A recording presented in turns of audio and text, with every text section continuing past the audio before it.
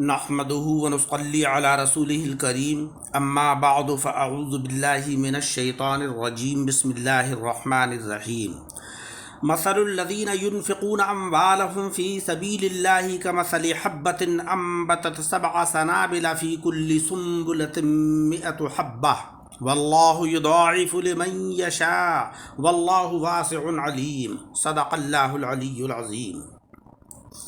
سامعین اکرام، آج کے درس قرآن میں سورہ بقرہ کی آیت نمبر 261 تلاوت کی ہے۔ اس میں اللہ رب العزت نے ان لوگوں کی مثال کہ جو اپنا مال اللہ کی راہ میں خرچ کرتے ہیں ان کی مثال عطا فرمائی ہے، ان کی مثال کا ذکر بیان فرمایا ہے۔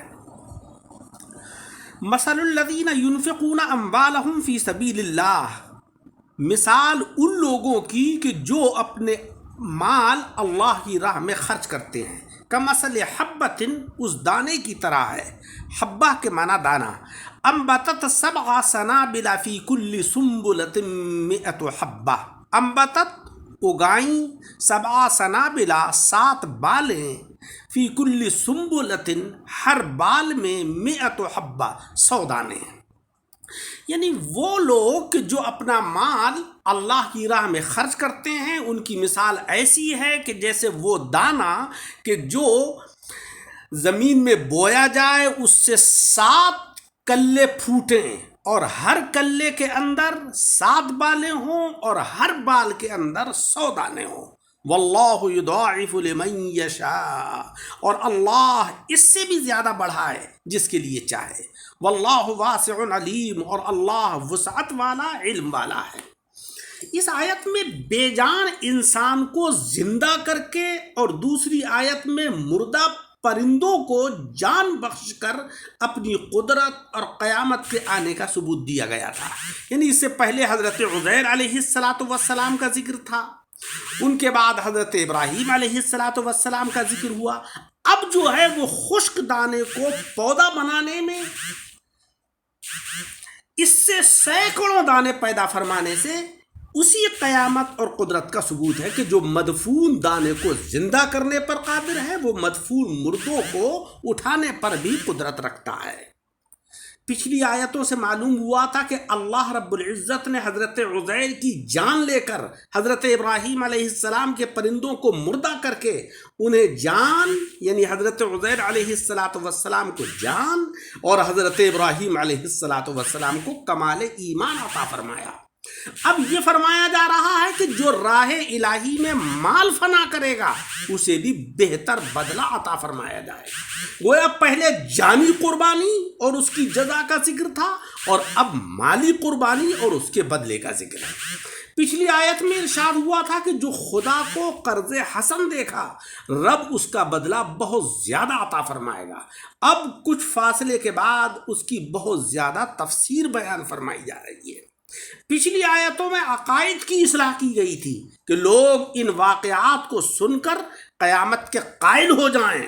اب نیک اعمال کا ذکر ہے، گویا کہ عقائد کے بعد اعمال کا ذکر ہوا، اور انسان کے لیے دونوں چیزیں لازمی ہیں، عقائد کا درست ہونا بھی لازمی اور اعمال کا درست ہونا بھی ضروری۔ اس آیت کا خلاصہ یہ ہے کہ جو لوگ کسی کار خیر میں اپنا کسی قسم کا مال کسی طرح خرچ کریں، خواہ زکوٰۃ، فطرہ ادا کریں یا مسجدیں اور مدرسے بنائیں یا شفا خانے اور مسافر خانے تیار کریں یا اہل قرابت کے ساتھ سلوک کریں یا مساکین و فقراء کو صدقہ نفلی دیں یا طلباء کو کتابیں خرید کر دیں وغیرہ وغیرہ، ان کے صدقات کی مثال ایسی ہے جیسے کہ ایک دانہ زمین میں بو دیا جائے جس سے کہ 7 شاخیں پھوٹیں، ہر شاخ میں ایک بال ہو اور ہر بال میں 100 دانے، تو کل 700 دانے۔ جس طریقے سے دنیا میں ایک دانے سے 700 دانے حاصل ہوتے ہیں، اسی طریقے سے آخرت میں ایک صدقے سے 700 گنا حاصل ہوگا۔ اسی پر بس نہیں، واللہ یضاعف لمن یشاء واللہ واسع علیم، بلکہ اللہ تعالیٰ جس کو چاہے بقدر اخلاص و مشقت اور زیادہ بھی عطا فرما دیتا ہے۔ جناب رسول مکرم صلی اللہ علیہ وسلم نے فرمایا کہ جو شخص جہاد میں روپیہ بھیج دے تو اسے ہر روپے کے عوض 700 ملیں گے، اور جو خود میدان جنگ میں جا کر خرچ کرے اس کے لیے ہر درہم کے بدلے میں 7 لاکھ اللہ عطا فرمائے گا۔ دوسری روایت میں ہے کہ خرچ کرنے والے غازیوں کے لیے اللہ نے رحمت کے اتنے خزانے رکھے ہیں جو انسان کے علم میں نہیں آ سکتے ہیں۔ حضرت عبداللہ ابن عباس فرماتے ہیں کہ حج اور جہاد کے خرچے کا یکساں ثواب ہے، یعنی ایک کا 7 لاکھ، بلکہ بعض روایات میں ہے کہ صدقہ دنیاوی مصیبتوں اور فتنہ قبر اور عذاب قبر کو دور کرتا ہے، اور سخاوت ایسا درخت ہے، ایسا پیڑ ہے کہ جس کی جڑ جنت میں اور اس کی شاخیں دنیا میں لٹکی ہوئی ہیں، جو کوئی اس کی کسی شاخ کو پکڑے گا وہ جنت تک پہنچ جائے گا۔ اور بخل اور کنجوسی ایسا درخت ہے کہ جس کی جڑ جہنم میں ہے اور شاخیں دنیا میں ہیں، جو اس کی ایک شاخ پکڑے گا وہ جہنم کے اندر جائے گا۔ سامعین اکرام، اس آیت سے معلوم ہوا کہ میت کے لیے تیجا کرنا، 10واں 40واں یہ باعث ثواب ہیں، کیونکہ وہ بھی اللہ کی راہ میں خیرات ہے، اور ہر خیرات پر 700 گنا کا وعدہ اس آیت میں کیا گیا ہے۔ اسے حرام کہنا یہ اپنی طرف سے قید لگانا ہے، کیونکہ اس کے اندر بھی صدقہ ہوتا ہے، قرآن عظیم کی تلاوت ہوتی ہے، اس کا ایصال ثواب کیا جاتا ہے۔ دوسری بات یہ معلوم ہوئی کہ اسناد مجازی جائز ہے۔ دیکھو یہاں اس آیت میں فرمایا گیا کہ دانا 7 بالیاں اگاتا ہے، حالانکہ حقیقتاً اگانے والا تو اللہ تعالیٰ ہے، لہذا میں کہہ سکتا ہوں کہ رسول اللہ صلی اللہ علیہ وسلم مال، اولاد، عزت، آبرو سب کچھ عطا فرماتے ہیں، اور یہ بولا بھی جاتا ہے کہ دوا دافع بخار ہے، یعنی بخار کو، مرض کو دوا دور کرنے والی ہے، یہ بولا جاتا ہے۔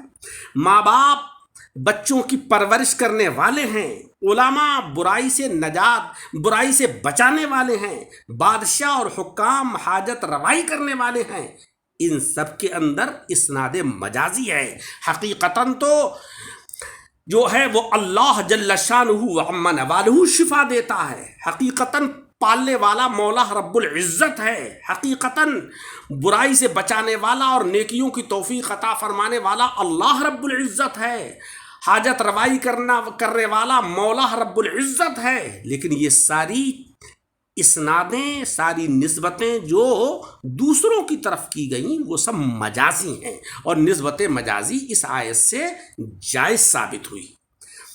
تیسری بات یہ معلوم ہوئی کہ اللہ رب العزت کی عطا مختلف ہے، ایک ہی فعل پر مختلف لوگوں کو چند طرح جزائیں عطا فرماتا ہے۔ انسان کی نیت میں جیسا جیسا خلوص ہوگا، جیسی جیسی اس کی نیت بہتر ہوگی، ویسے ہی ویسا مولا رب العزت اس کو بدل عطا فرمائے گا۔ لہذا ہمیں یہ چاہیے کہ ہم کثرت سے نیکیاں کریں۔ اللہ نے مال عطا فرمایا ہے تو اللہ کی راہ میں خلوص نیتی کے ساتھ مال خرچ کریں، مساجد میں، مدارس میں، غرباء اور مساکین پر، اپنے ضرورت مند اعزاء و اقارب پر مال کو خرچ کریں، تاکہ اللہ جل شانہ وعم نوالہ اس کا بہترین بدل ہمیں آخرت میں عطا فرمائے۔ آمین بجاہ النبی الکریم۔ درس کو سن کر احباب کے ساتھ شیئر کریں، اور ہمارے یوٹیوب چینل دعوت حق درس قرآن کو لائک اور سبسکرائب کریں۔